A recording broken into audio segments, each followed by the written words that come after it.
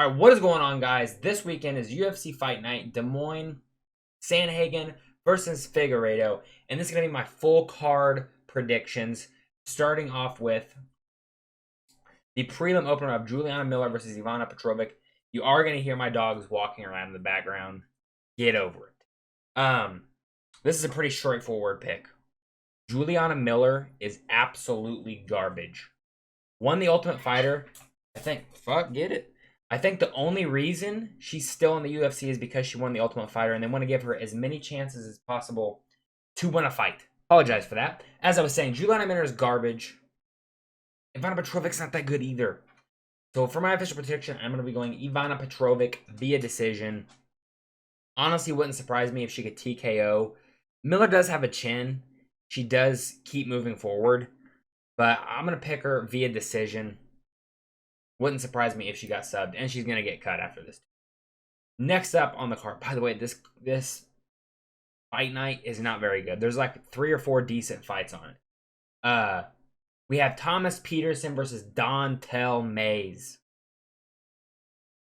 I want to pick Dontel Mays here just because of the fact how big he is. Pause. Dontel Mays is 6'6", Thomas Peterson 6'1". 74-inch reach for Thomas Peterson, 81-inch reach for Dontel Mays. Maybe I'm going to switch my pick. Fuck it. I'm going to switch my pick. They both are bums. I think Mays definitely has the power advantage. I would give Peterson the cardio advantage and the wrestling advantage. But I think if Dontel Mays is able to get on top of Thomas Peterson, I don't think Peterson's going to be able to get up.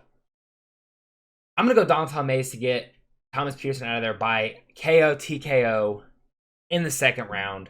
No, I'm going to go first round. First round KO for Dontel Mays with the power of Lord Kong.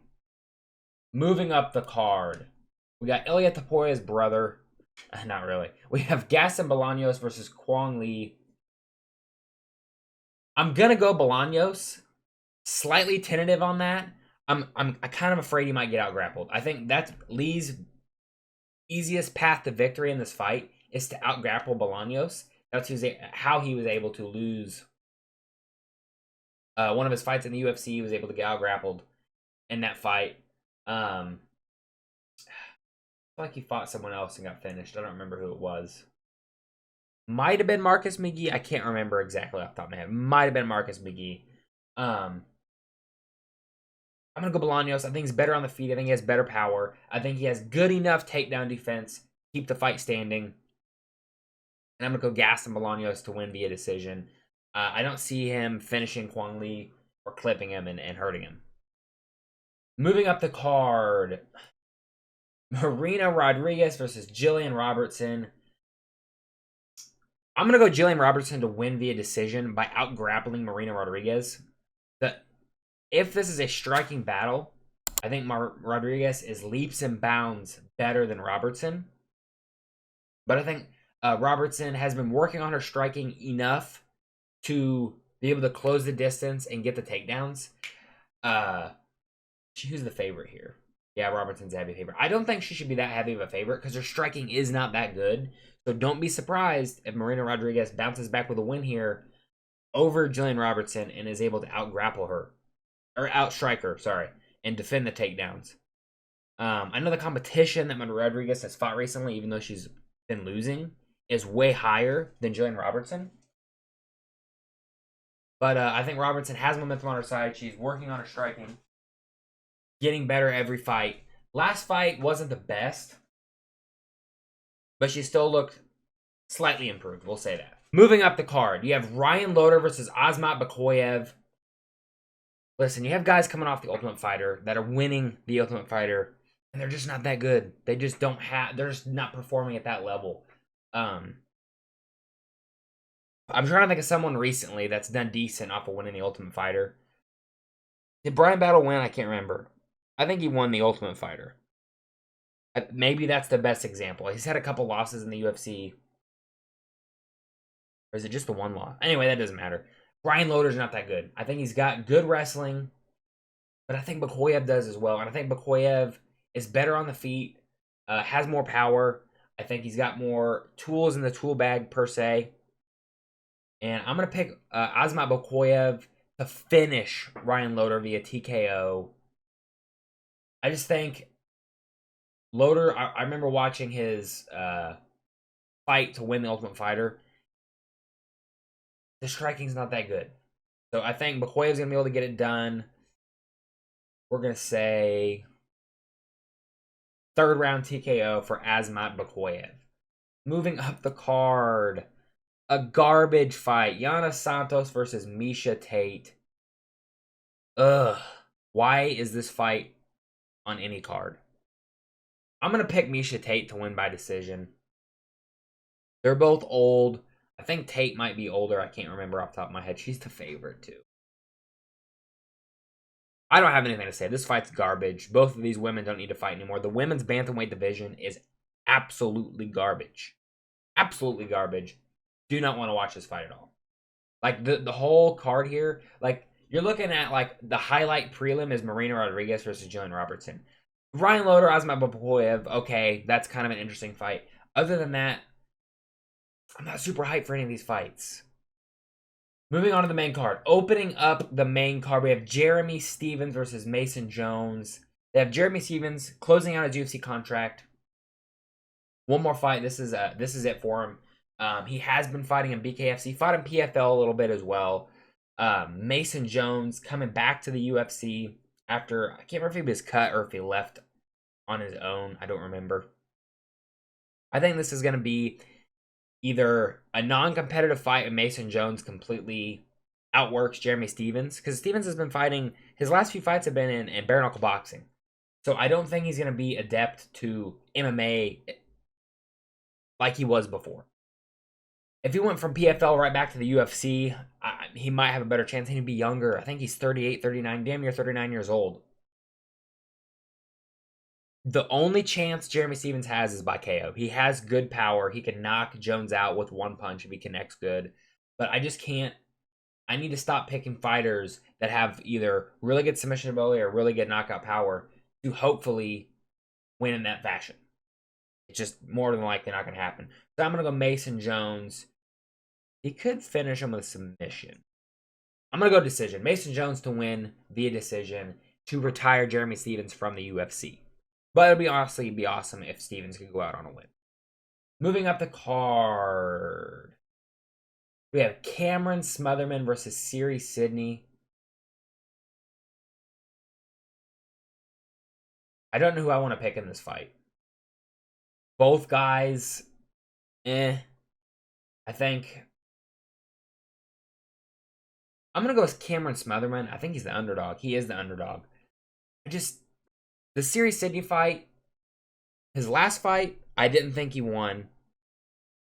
And then the fight before that was the loss to Tavares. His last fight against Garrett Armfield, I thought Armfield won that fight very clearly. I thought Armfield won that fight.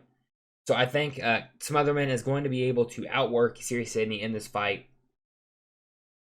I'm going to pick Cameron Smotherman to win via decision. Moving up the card. Man, I didn't even realize Montel Jackson was in the ring. We have Montel Jackson versus Daniel Marcos. I don't even remember who I was going to pick in this fight. I honestly don't remember. I entered all my picks on Tapology right before I made this video. And I think I'm picking Montel Jackson. I think he's slicker on the feet. I know Daniel Marcos is undefeated. I understand that. But I think Jackson's slicker on the feet and has the better, I don't know if I want to say has the better jiu-jitsu. I think he's better on the feet, and I think that's what's going to get it done in this fight. And not to mention the reach and height advantage he has over Daniel Marcos. I'm going to be picking Montel Jackson to win via decision. I don't think he's going to be able to finish Daniel Marcos. I think Marcos is too tough, too gritty, and he'll be able to hold out all 3 rounds. Moving up the card, I'm actually switching my pick on this fight. We have Santiago Ponzinibbio versus Daniel Rodriguez. On Tapology, I have Daniel Rodriguez winning this fight. I am switching to Santiago Ponzinibbio. I was thinking, I think Rodriguez has good boxing. He's got good power. I still do think he has the better boxing and power over Ponzinibbio, but he doesn't have anything else. Like, he's not good at the grappling. He doesn't really implement kicks very often or very well.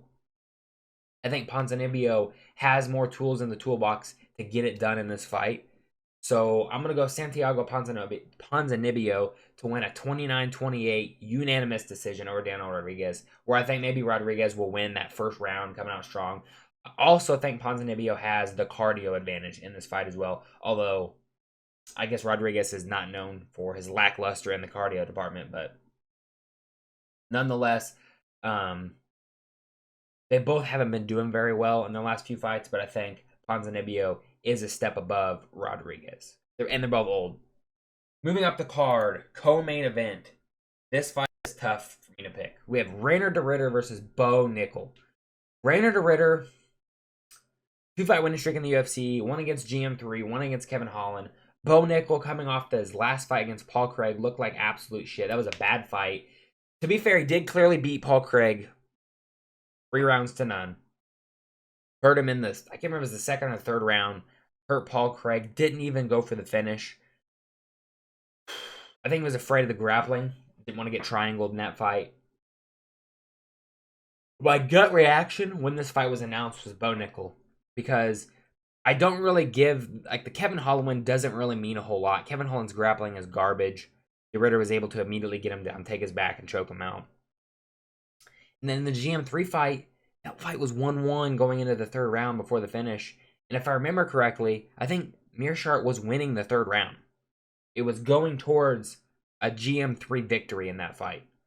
On Tapology, I got De Ridder picked. I'm switching my pick back to Bo Nickel like I originally was going to pick. I think what it's going to come down to in this fight, I think De Ridder has the jiu-jitsu advantage, Nickel has the wrestling advantage. The power and speed go to Bo Nickel. I think De Ridder's super awkward on the feet, and if you watched my video at the time of when he was making his debut against Gerald Meerschaert, I picked Meerschaert to win that fight. And up until, I think it was a weird, awkward position that got Meerschaert down on bottom. That's how De Ridder's going to win this fight.